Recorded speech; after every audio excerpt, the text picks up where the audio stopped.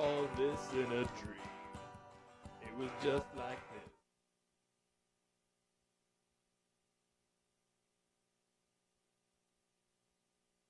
But don't you? You don't think I'm crazy. I believe you. You believe me. You're crazy. The only demons in the town are assholes who try to create.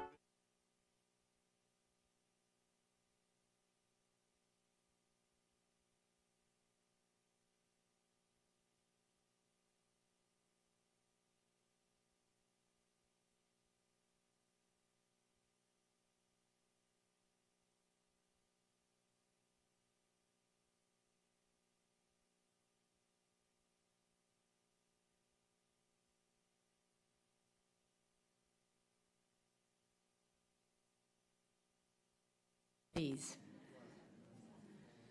especially the candidates.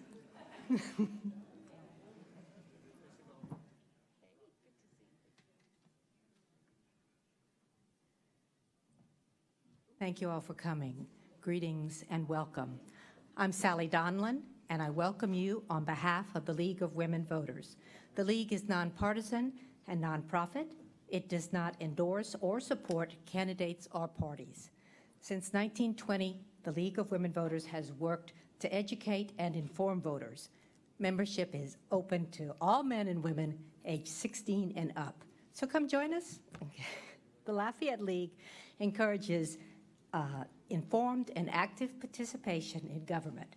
Our members work to increase understanding of public policy issues and to influence public policy through education and advocacy. We're proud to have as this evening's moderator, Kathleen Espinoza. Kathleen is a senior instructor of geography at UL Lafayette and a member of the leadership team of the League. Please help me welcome Kathleen Espinoza. Good evening.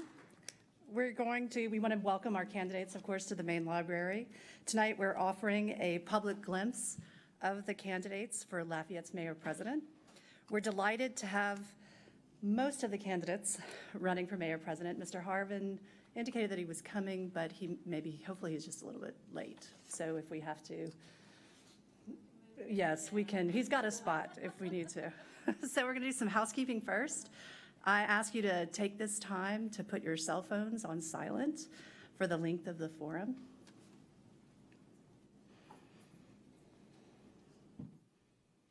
Okay, so next, the format.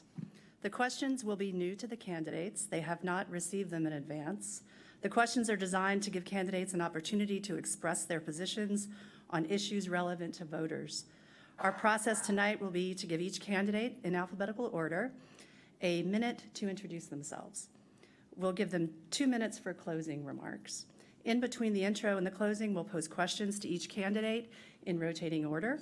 Candidates are asked not to address each other directly, as this isn't a debate, but a forum. Answers will be limited to 1 minute each, strictly enforced by our timekeeper, Deborah Ami, who is right there. She will give candidates a 15-second warning and a stop with a warning signal if they go over the 1 minute. So we'll start with Ms. Amlabar. If you can introduce yourself. Thank you. Good evening, everyone, and thank you so much to the League of Women Voters and to all of you for spending a part of your Thursday evening here with us. I want to talk to you first about why I decided to run for mayor. I believe that we are at a crossroads as a community, and that the urgent challenge of both drainage and our local economy is the most pressing concern of our generation. And I did not want to stand on the sidelines any longer because I believed that I had, and I believe that I have both the passion, the education, and the experience to help lead our community through those challenges. And as your mayor-president, I commit to you that I will bring hard work to all of the issues facing our community for our collective improvement. So why don't we maybe stop, excuse me, and we'll let Mr. Harvin take his seat, I think.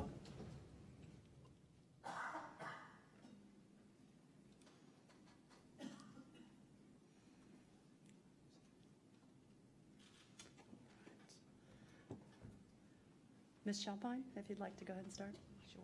Thank you. Thank you to League of Women Voters. Is it on?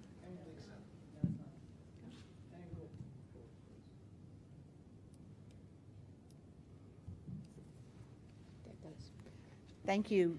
Thank you to League of Women Voters for hosting us tonight for this important forum and everyone that came out tonight. My name is Simone Champagne. I live in the city of Youngsville. I'm the Chief Administrative Officer for the city of Youngsville.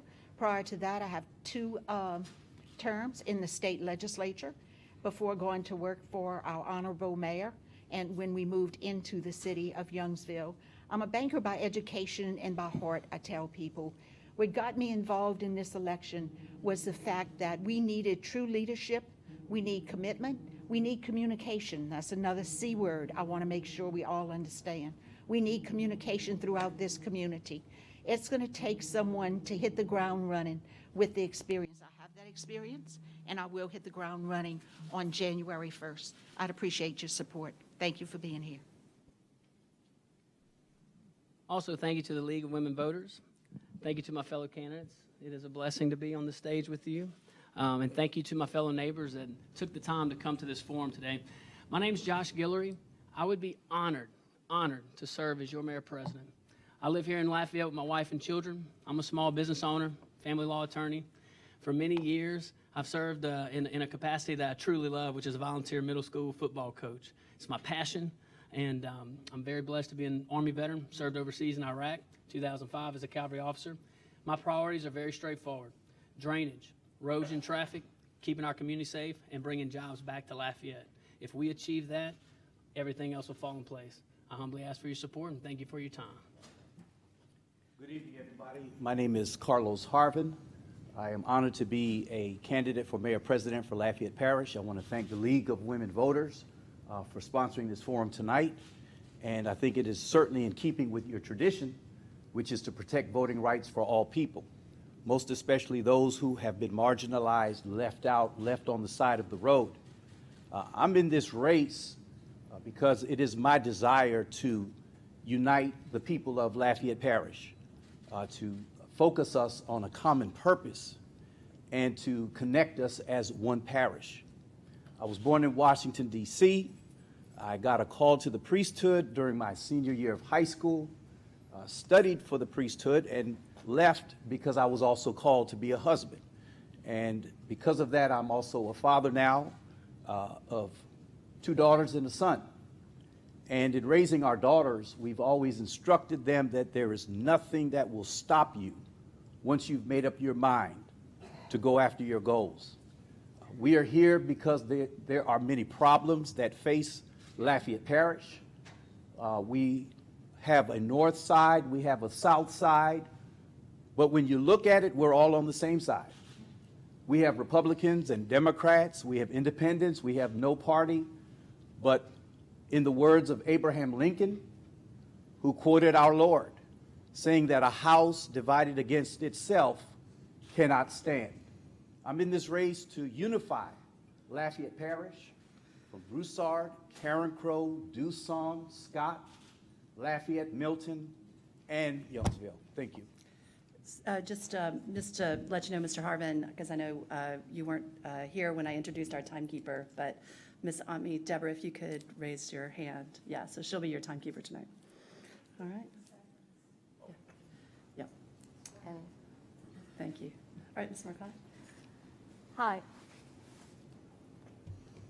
Sorry about that.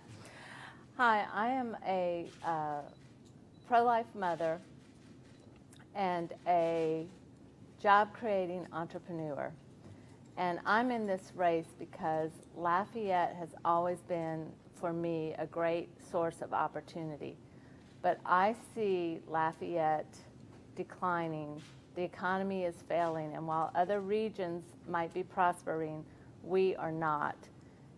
And I want to bring my entrepreneurial experience to the forefront and bring jobs back to Lafayette and fix the drainage problem and restore our faith in government. And that's what I plan on doing. Okay, you'll have 1 minute for the first question. We'll start with Ms. Champagne, and then we'll move down the row and end with Ms. Almovar. Lafayette has several pressing infrastructure needs, including our roads, sewer, and drainage systems. Can these repairs and upgrades be adequately funded by increasing efficiency and budget reallocations, or are additional revenue sources needed? Thank you for the question. I do not believe that we need additional revenue sources. The way I'm going to approach it is we're going to start just like we do in our homes every day of the week or in our businesses. We're going to start at zero and understand what we have to fund, such as bond issues and those types of things. We can reallocate resources, which is what we will look at, but we will not increase taxes. We're going to attack drainage and infrastructure and roads in the same way by setting our priorities. And as we fund those priorities, we're going to move on to A, B, and C, sort of, is what I like to say.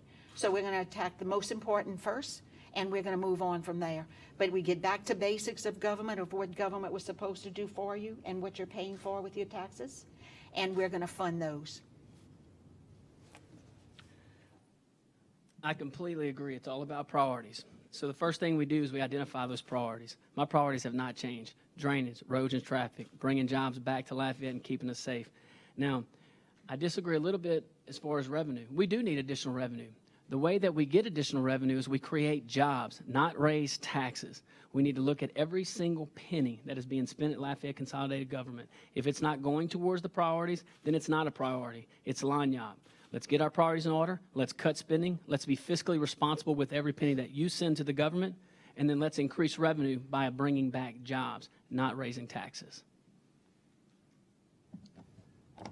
I agree. Drainage is my #1 issue.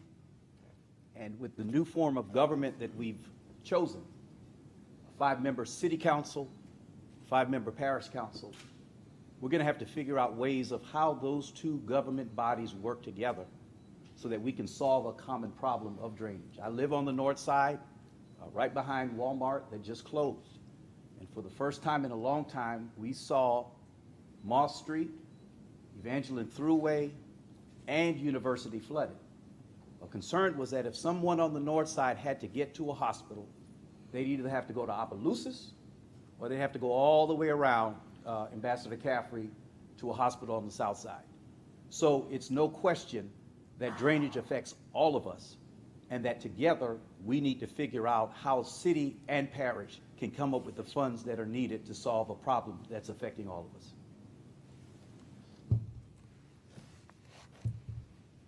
I'm going to scoot a little bit closer to you. Come on. Come on. Okay.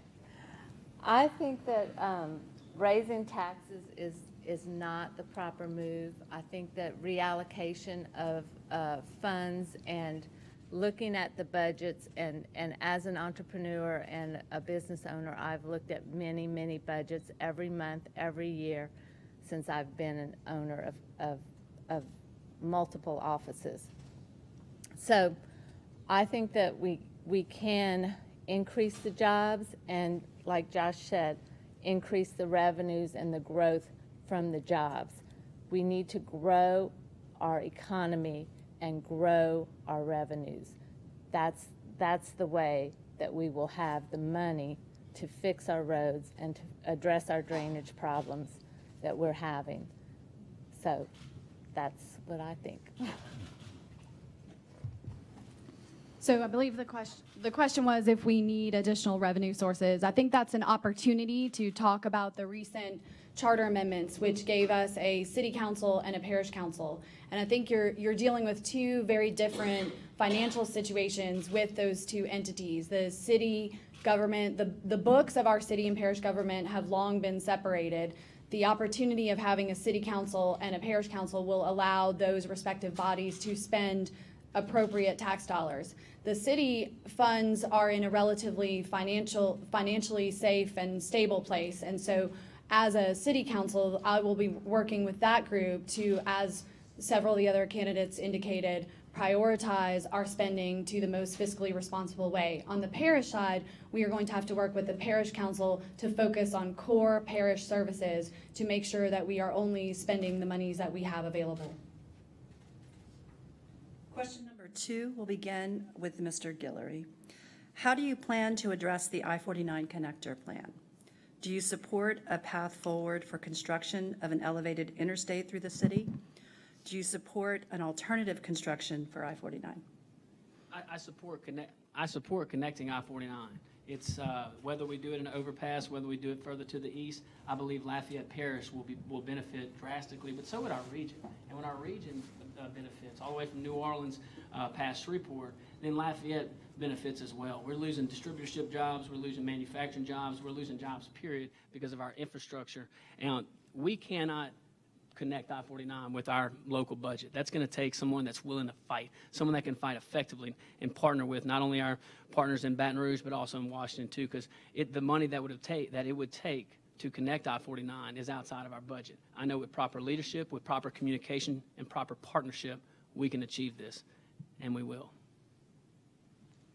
Thank you for that question, one of my favorite questions, simply because that's our front door. I-10, I-49 is probably, arguably, the busiest intersection in the state of Louisiana. More traffic goes east and west on I-10, north and south on I-49. That's why we get our nickname, Hub City. It is the hub. And there's got to be a way for us to address the current situation of Evangeline Thruway. I want to commend the work of One Acadiana, which has led countless studies to bring us to the point that what currently is there is simply unacceptable. For I-49 to be fixed, there's nowhere but up. The Evangeline Thruway redevelopment team has gathered a lot of community input. The data is there. The need has been expressed. 500 feet east and west of I-49 from I-10 to the airport is an opportunity for a lot of economic revitalization.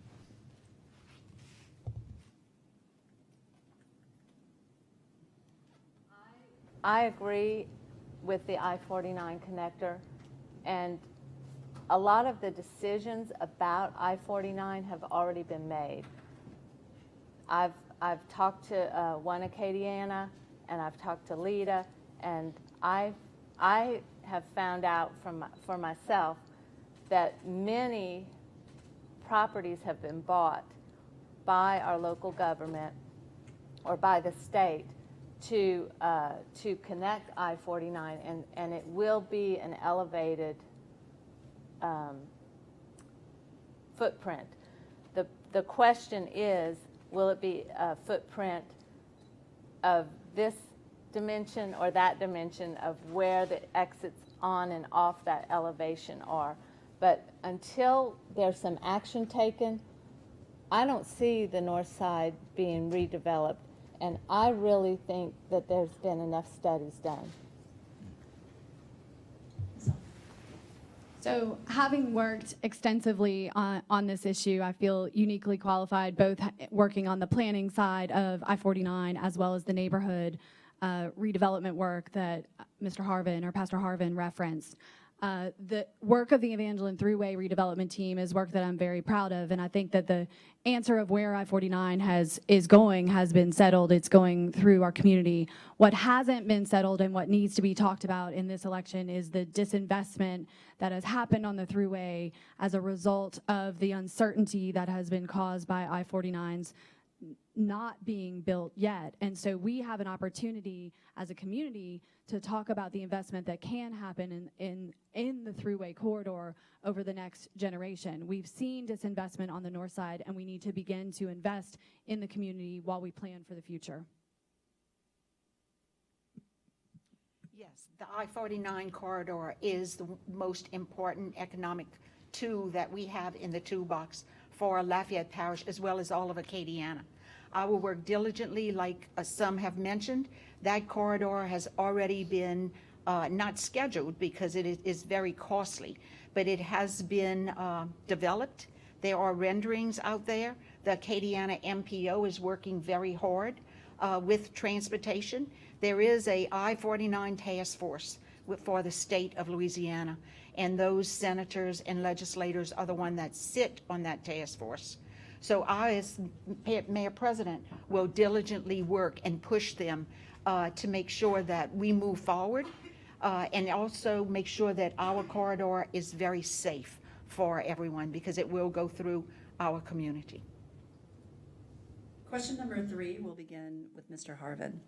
The outgoing mayor-president engaged in discussions to sell or outsource the management of LUS to a private entity.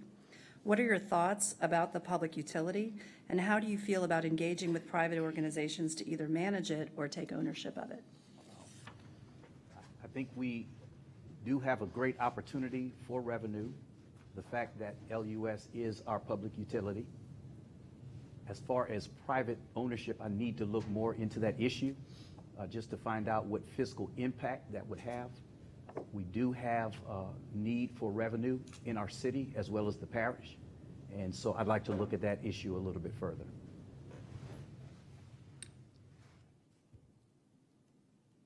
Thank you. I would like for there to be more transparency in our government, and I think that every taxpayer and voter has the right to know how things are being done, how decisions are made, and how their money is being spent. With that being said, I think that LUS is an asset to all citizens of Lafayette. It keeps the utilities down, and it keeps the people in control of the utilities. So I don't think at any cost it should be sold. It gives back way more than we could ever imagine.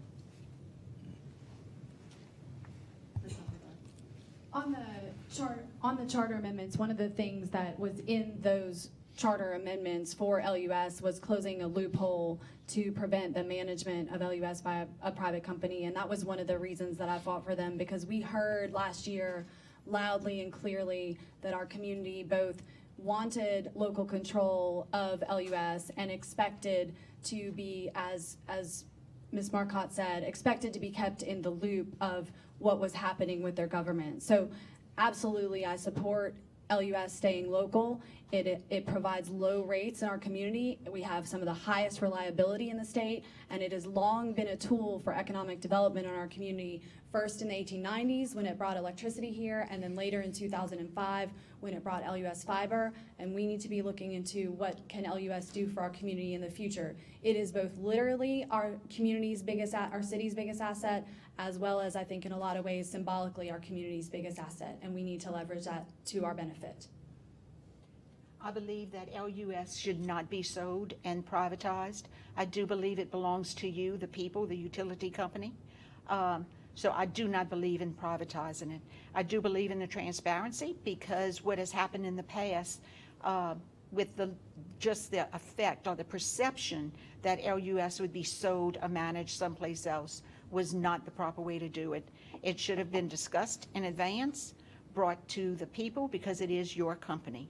I do support, however, separating LUS Utilities from LUS Fiber.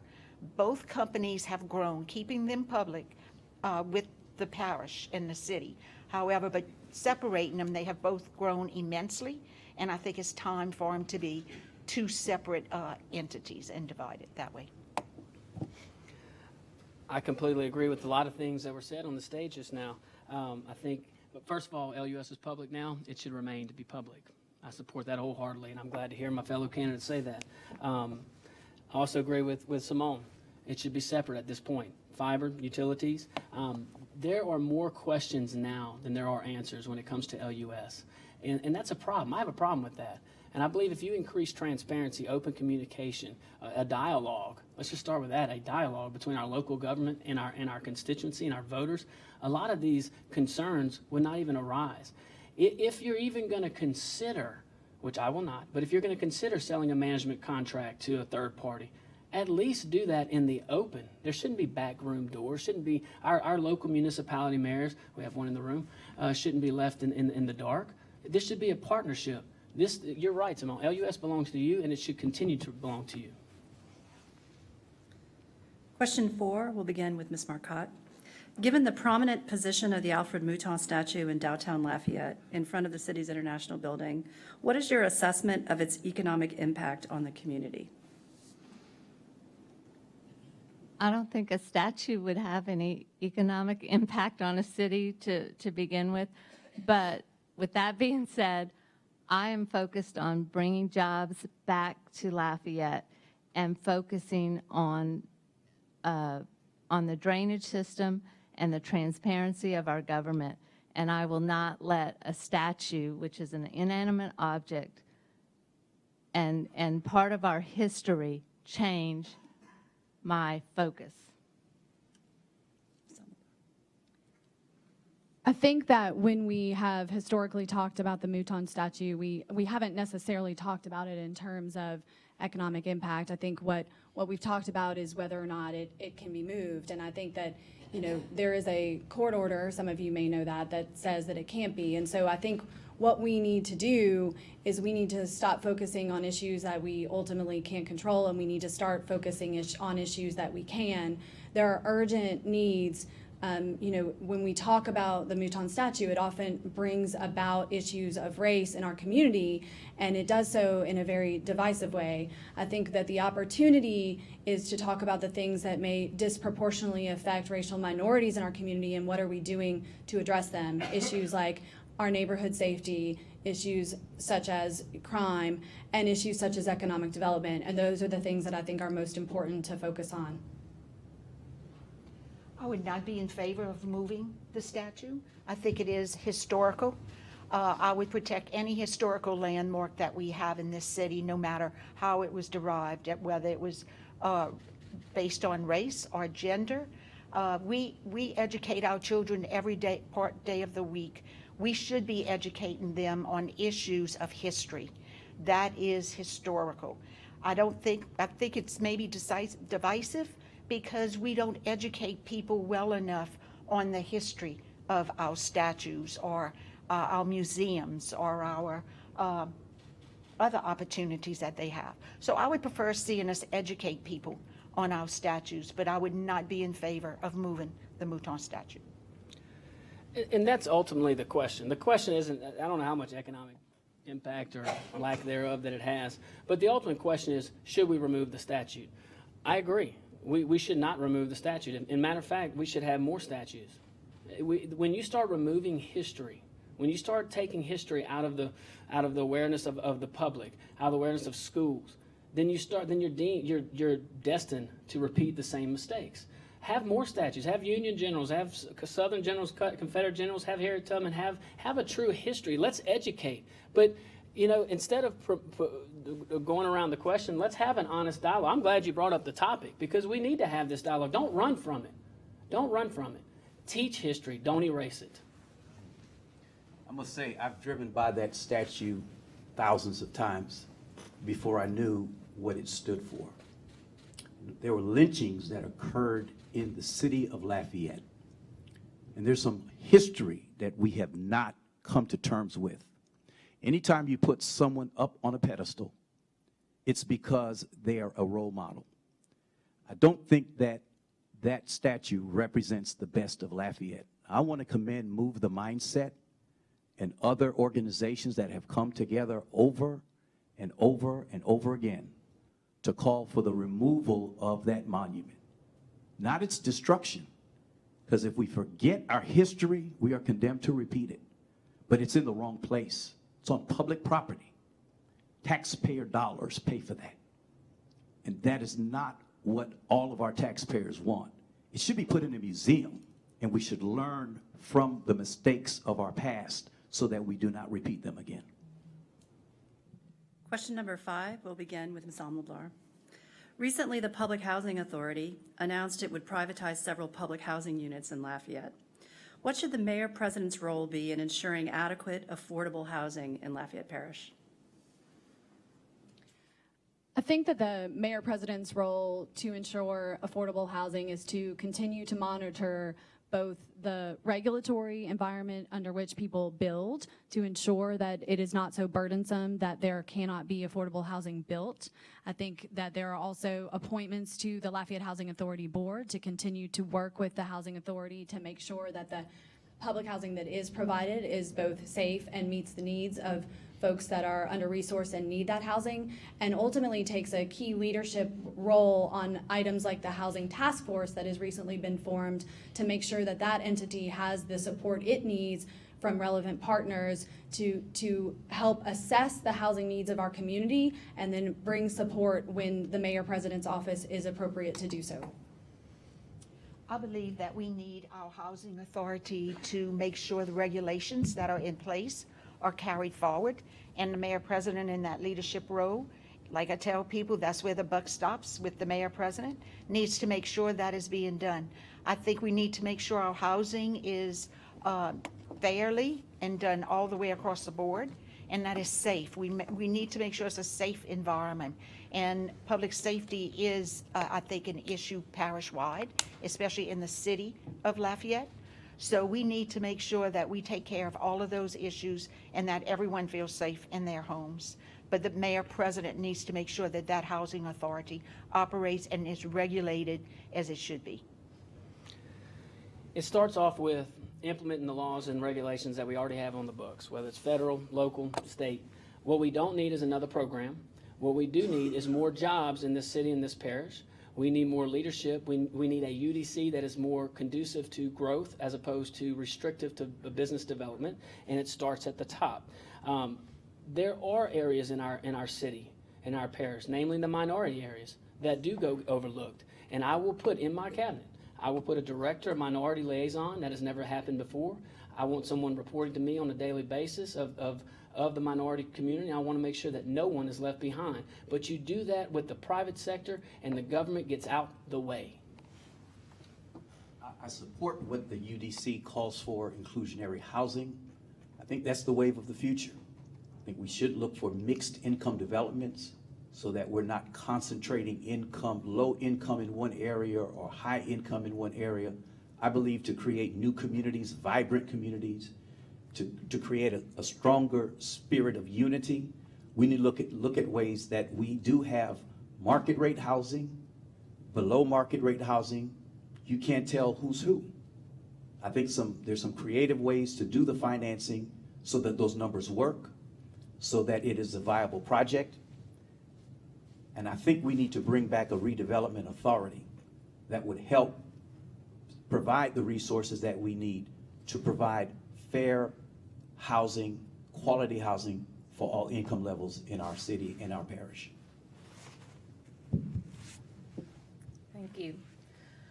I agree with Josh that this is more about bringing back jobs and bringing people up, not giving out to them. And I might be putting words in your mouth, so don't. Beautifully said.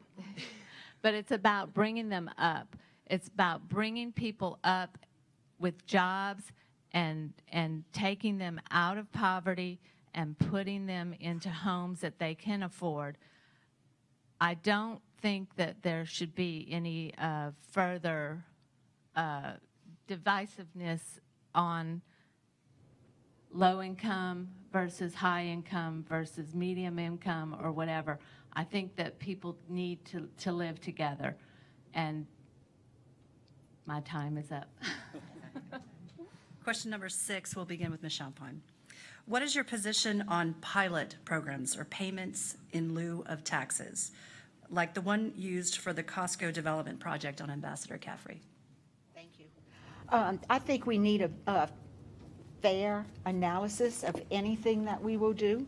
I'm not a big fan of making sure that someone may have an unfair advantage with tax dollars. So even though it's recommended and it's evaluated, I know One Acadiana and LIDA does that, I'm going to put a committee in place that's going to make sure that the evaluation process is done properly and that no one is treated unfairly or has an unfair disadvantage over another. And when I say that, it's because we can't offer, in my opinion, your tax dollars to bring in large box operations and maybe put our mom and pops out of business. So I'm more in favor of making sure that we make sure our mom and pops are taken care of before we offer your tax money to big boxes. Any pilot program must make sense. Think about it, payment in lieu of taxes. It's all about return on investment, and it should be taken on a case-by-case basis. You should, just like with regulations, you can't paint with a broad brush, because that's not the most effective way to do it. Every pilot proposal should have proper analysis, proper drainage analysis, proper economic impact analysis, proper infrastructure analysis to the project that you're attempting to get a pilot on. All pilots must be taken on a case-by-case basis, and it has, and the beneficiary should be the public. Should be the public. And that's where I stand. I think pilot programs are a good idea for economic development. It's clear that there are areas of our parish that need a lot of infusion for economic development. I think what we see at the Target, at Louisiana Avenue and I-10, with the TIF, the tax increment financing, I think there are lots of ways with approval of the voters. If we saw something similar with the airport, that measure on the ballot passed almost unanimously by the voters, and it was a short-term measure to expand Lafayette Regional Airport. And it raised more money in less time than what they thought. And it's funding going to where it was said it would go. So I think if the voters support it, I think we should look at ways to generate additional revenue for additional development.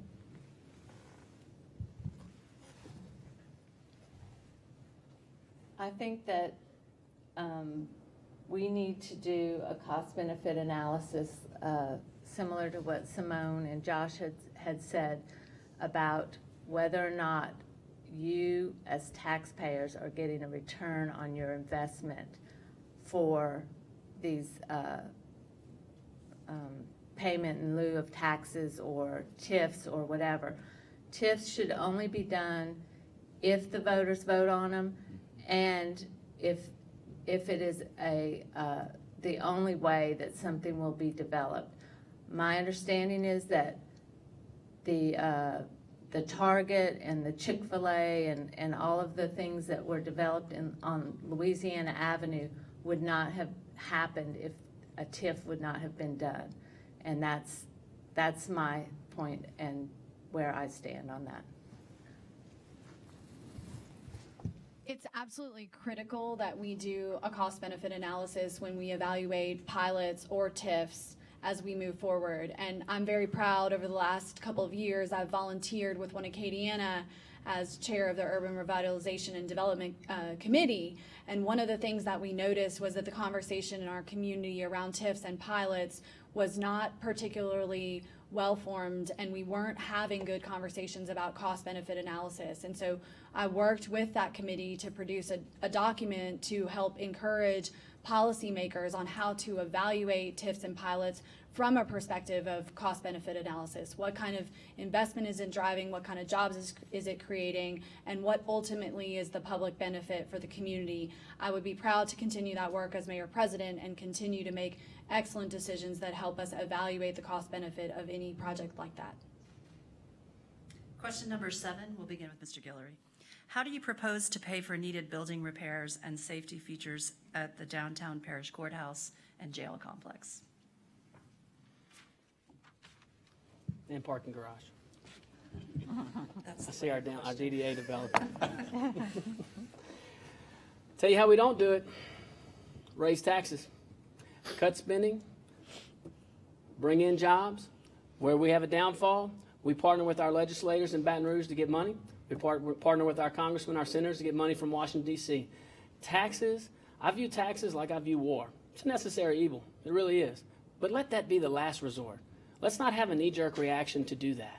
With proper, responsible government getting back to the basics, focusing on the priorities, fixing drainage, addressing roads and traffic, keeping us safe, that's the pillars of government. If we address that, everything else will fall into place, and we'll get the revenue we need. On that issue for downtown development, there's a saying that says teamwork makes the dream work. We can see an African-American senator, Cory Booker from New Jersey, an African-American senator, one Democrat, one Republican, Tim Scott from South Carolina, and a Republican president, Donald Trump, work together on tax cut, which included an opportunity zone. That's a piece of a capital stack, a piece of the puzzle that could solve some of those issues for our downtown development, greatly in need of revenue. And so I think that's a piece of the puzzle. I think we could engage our banks with community reinvestment partnerships. That could also be another part of that puzzle. And we could look at that development, the garage, as how will that generate revenue, and also understanding that maybe 20 years down the road, we may have to repurpose it. So let's develop it now so that it will not outlive its usefulness. I like his idea about looking at the future. I think it's very important that we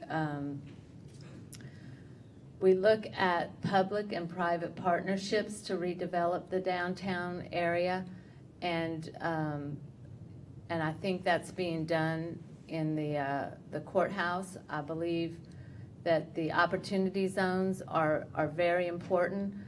I also believe strongly that we need an extension of the opportunity zones, because my understanding is that they are the biggest tax break for people is going to expire at the end of this year before we even take office. So I do support downtown, I do support our core, but I want to bring jobs back, and I think bringing jobs back will help everyone. So I think we have a big opportunity in downtown redevelopment, whether you're on the courthouse site specifically and the jail site specifically, or whether you're looking at the downtown as a whole. And one of the reasons that over the course of my career I've advocated for downtown redevelopment is because it's one of the most efficient ways to help the parish budget. When you look at the tax revenue per acre in a downtown area, it is some of the most productive land that you will see in the entire parish. And so looking at how we redevelop and continue some of the residential development, which has recently started to happen downtown, will help bring revenue into our downtown. In addition, working with the folks, parish-wide elected officials on the courthouse and on the jail, and continuing to dedicate a small bit of local money and working with state officials to bring more money into that facility, those facilities. Remember at the beginning when I said we're going to start with zero-based budgeting? That goes for everything. We are mandated, though, to pay courthouse expenses and jail expenses by the state of Louisiana. We are mandated. So that has got to be one of our priorities. We need to make sure, and we need to make sure they have a safe environment. I do agree with Mr. Guillory. I think as private sector comes in and we encourage entrepreneurship, which it brings us more economic growth, it brings us more dollars in our tax base. Remember, our ad valorem taxes grow every year, so that means your revenues are increasing. We're mandated to pay their expenses. We're mandated to make sure we house them safely. So we will do that with the zero-based budgeting as a priority, and we will also partner with our state and federal delegation to make sure we have the resources to help do it. All right, question number 8, we'll begin with Mr. Harvin. Lafayette has held many spring elections for local tax renewals with extremely low voter turnout. Will you support or oppose placing tax renewals on spring election dates?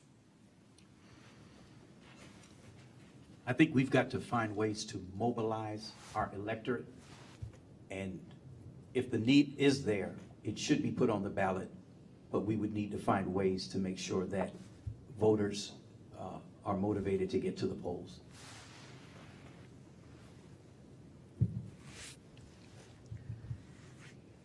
I don't think that if voters aren't going to show up, I don't think anything should be on the ballot. I don't think that we need to go through the expense of having our poll watchers there or our people there that are keeping track of who's voting and who's not voting. I don't think any of that needs to happen if the turnout is going to be low. So that's my stand on that. So the number of elections that we have in a given year is set by state law. And in order to ensure the ongoing function of government, we are going to have a minimum number of elections. Now, I am certainly absolutely committed to making sure that people know about elections that are coming up. It is going to be my job as mayor president to be an active communicator so that there are no elections that sneak up on people. We have to get people involved in government. That's what I've been passionate about in my time in local government, is encouraging people to be involved so that we do have high turnout. You guys are all here tonight, right? But there's a bunch of people out there that aren't here, that aren't engaged, and it's going to be my job as mayor president to involve them and engage them so that when we do have elections, we have informed voters who are turning out. I think we have 1 minute for this for this question. My answer is no.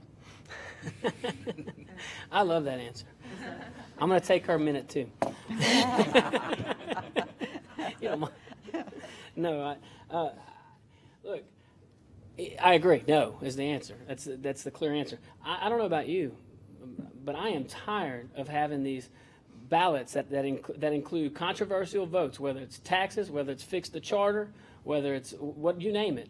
While we do have minimum elections that we have to, you're correct, I agree with you, Carla. We have minimum elections mandated by state, but we don't have to put them on the runoff ballot. Mm-hmm. We could put them on a ballot where you anticipate higher voter turnout. Take the fix the charter vote, for example, last year.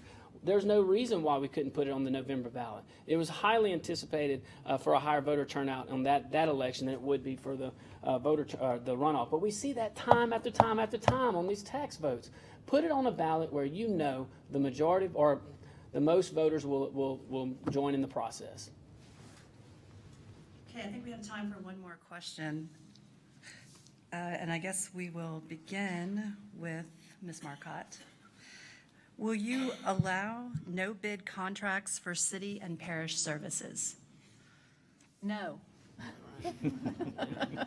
I'm going to take this out of Simone's, but no, I don't think that there should be no bid contracts. I think there's an advantage to doing a no bid contract sometimes, but I don't think that it allows for people to participate in the government. Our local politicians can do deals under the table or whatever. I don't agree with any of that. No, also, and then the second part of that is when you have a competitive bid, you do need to have options and you do need to get the best deal for taxpayers. So we absolutely have to bid out our contracts.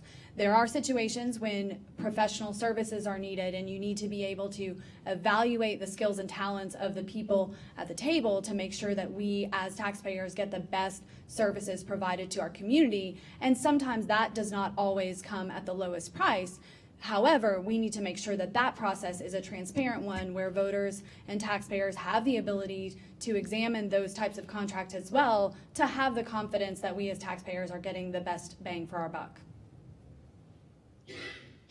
I think we have to regain the trust of the people of this parish before we allow no bid contracts. Now, if we see there's a need on some type of contract that may be emergency, we can call an emergency meeting for that purpose to issue a contract. I think once we're transparent and the public starts trusting us more, then maybe there may be some flexibility there, but I don't see that happening under my term. Not no, but never. There's no substitute for transparency. There's no substitute for trust. No, I support open bid. As mayor president, I would not support no bid contracts. I think even this organization sponsoring the debate tonight, the League of Women Voters, it violates the spirit of inclusion. And I would wholeheartedly support the DBE process, disadvantaged business enterprises, where we have a diverse group of contractors who historically have been locked out, women, minorities, who never had that opportunity to bid and to build the capacity so that they could be competitive in offering goods and services to make our city and our parish better and to build wealth among all people in our community. So no, I would not support that. So y'all did such a good job of answering that question so concisely. I'm going to squeeze in one more question, and we'll start with Ms. Amlavar. Do you support or oppose the budget proposal to use part of the library fund balance to build a new library on the northeast side of Lafayette? So I support the library on the northeast side of Lafayette, mostly in part because the library board has indicated that they are in support of that as well. I think we have an opportunity where in our community today where we have to stop dividing our community and pitting public services against one another. We need to stop talking about roads versus drainage, libraries versus drainage, because quality of life and a complete community means that you are providing a myriad of public services.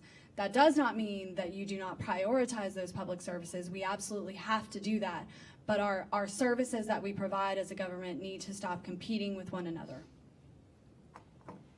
I think that the library board had many years to be able to determine that they needed a new library on the north side. I think that we have not transitioned the modern world of technology is what we are today. I do not believe that we need more bricks and mortar libraries. I think we need smaller scales. So I would oppose the fact of the dollar amount that will be used to build that library. I think we need to transition into technology which could determine much smaller scale facilities. No, I would not support that. I learned from Stephanie Williams, hope you're listening to this, my 7th grade English teacher told me one time, quantity does not equal quality. I believe in a vibrant library system, but we do not need another library to achieve that goal. We have pressing issues in this city, and we have pressing issues in this parish. And when we start identifying and addressing those priorities, and we have that under control, then we can have a discussion about building new public buildings. I want to commend Council Member Kenneth Boudreau of District 5, and that in fact is the district I live in, a district where you look at the Walmart that just closed. It's across the street from the Albertsons that just closed, across the street from Taco Bell that just closed, across from Kentucky Fried Chicken that just closed. So everything is closing in our area. Opening a new library, not only does it provide new opportunity to close the digital divide, putting devices and technology in the hands of underserved communities, minority communities, but it sends a signal that we are open for business on the north side of Lafayette, which is just as viable as any other part of Lafayette Parish.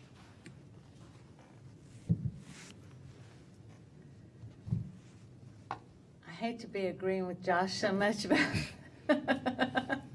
I agree with Josh. I agree with you. Thank you. I think that we have too many priorities that we need to address, and we need to fix Lafayette, and we need to bring jobs back, and we need to grow the base, and we need to grow the tax base by bringing jobs back, and we need to be more transparent about how things are done. And I don't see spending money on that right now. I think we need to prioritize things, and we need to do it in a way where jobs and people are focused, and our friends, family, and neighbors are flooding, and we don't need them to flood anymore. That's where I stand. All right, so we've reached the point in our forum where the candidates will each make a closing statement. You have 2 minutes, just to remind you, and we'll start at the opposite end of the table. So Ms. Marcotte, you will go first, and we'll move backwards. Thank you. First of all, I'd like to thank thank the League of Women Voters again for having this forum. This is the biggest crowd I've ever seen at a forum, so I appreciate it. And as you can tell, I am not a politician. I'm a businesswoman. I'm an entrepreneur, and I am not from government. I think that there are so many changes that can be brought from the business world into the government. And that is what I intend on doing, and that's what I would like to do. As your mayor-president, I'd like to bring what I would call the Marcotte priorities. I'd like to build our infrastructure back to where it needs to be. I'd like to put our faith and trust back in government, and I would like to, God dog it, I'm forgetting again. Wait. Oh, bring jobs back, golly. Have I talked about jobs enough? I would like to bring jobs back to Lafayette. I don't see this as a learning experience for me. I see it as a growing experience for me, growing to learn about government and to learn about things. But I don't see how 36 years of business experience can be learned in such a short time as the government can be learned. I want to thank the League of Women Voters for this forum tonight, and I want to thank each one of you for your presence here tonight. I'd like to share words by Ms. Susan B. Anthony, who wrote, "The day will come when men will recognize woman as his peer, not only at the fireside, but in councils of the nation.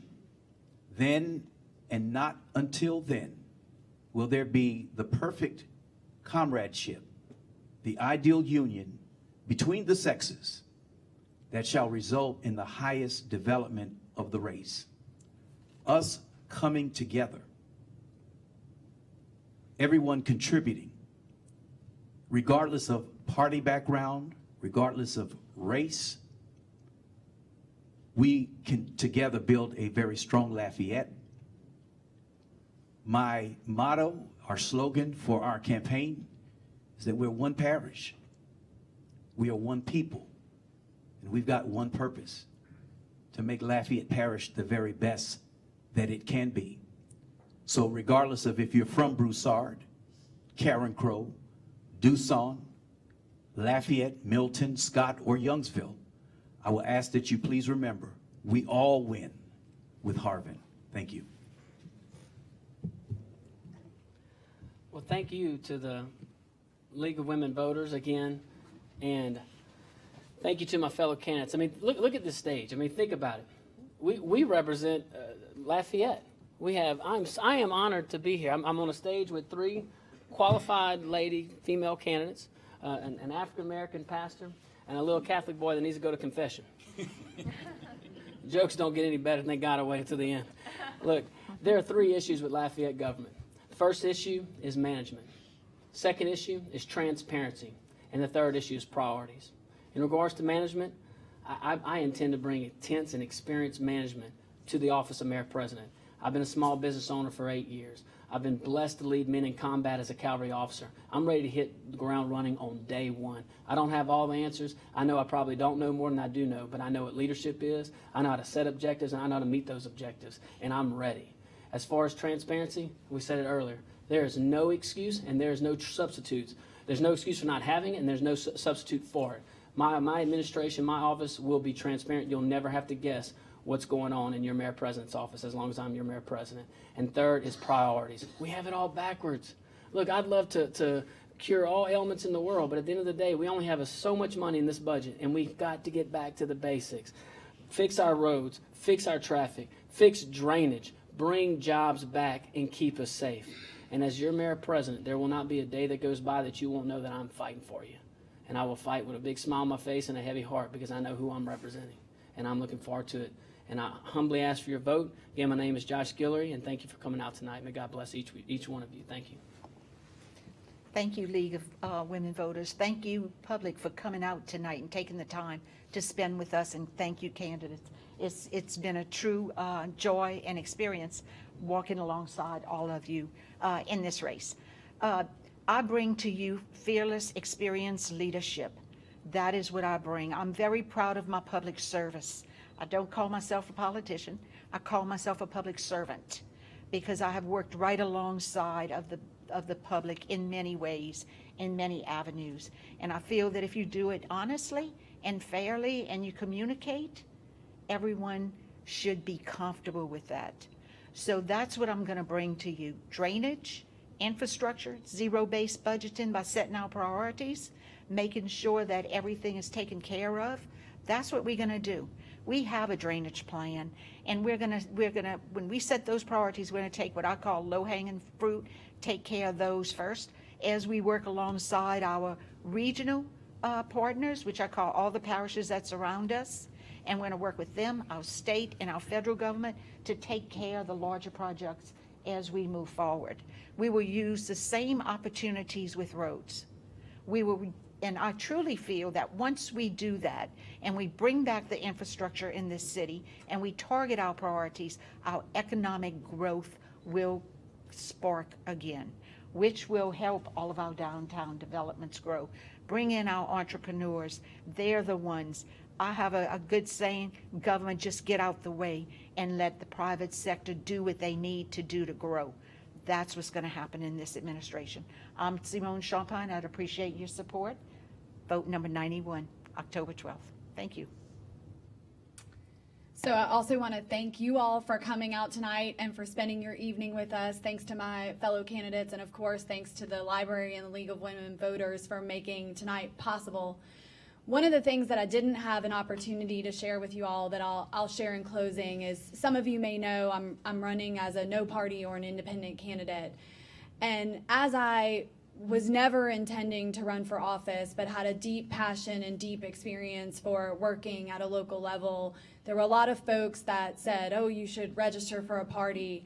And I really wanted to be a part of putting Lafayette first. There's a friend of mine always says, interview for the job that you want. And I believe that we have some really critical challenges right now in Lafayette with our drainage issues and our economic issues. We have to come together and we have to put Lafayette first. There's a lot of labels that are being thrown around in this election, whether it's Republican, Democrat, conservative, liberal, and I'm not comfortable with those labels, and I don't think that they help us put Lafayette first. But I'll tell you the labels that I am comfortable with that speak to my track record and my ability to do this job. I am a leader and have been on the forefront of many community issues over the last few years and helped bring forward things like Fix the Charter, things like working with the Leadership Institute of Acadiana. I'm someone who unites people around a common goal and purpose to get things done. I'm a longtime public servant, whether it's in local government, in nonprofit, or in education. And ultimately, I'm a doer. I'm someone who can execute and get things done on behalf of our community. I'm excited to go to work for you, and I ask for your vote on October 12th. And please feel free to come ask me any other questions that didn't get asked tonight. Thank you so much. Well, thank you, candidates, and the League wishes you the best on your respective campaign trails. We hope that you feel that you can make a more informed decision about the mayor-president candidate who meets your expectations. Voting will take place on October the 12th. The League of Women Voters of Lafayette also has a voter guide on all of the elections, the particular elections in this cycle. It's available on our website, www.lwv-lafayette.org. We also, if you need to update your voter registration or if you need to register to vote, you can actually do that here tonight. Thanks for watching, and we hope you'll be able to join us for our upcoming forums as well. There's a schedule we have on the back table. Thanks again to our timekeeper, Deborah Ami. the candidates, of course, the League of Women Voters Voter Services Committee, the main library, and our partners and friends on the information superhighway, AOC, Acadiana Community Media. We thank you all very much. Thank you.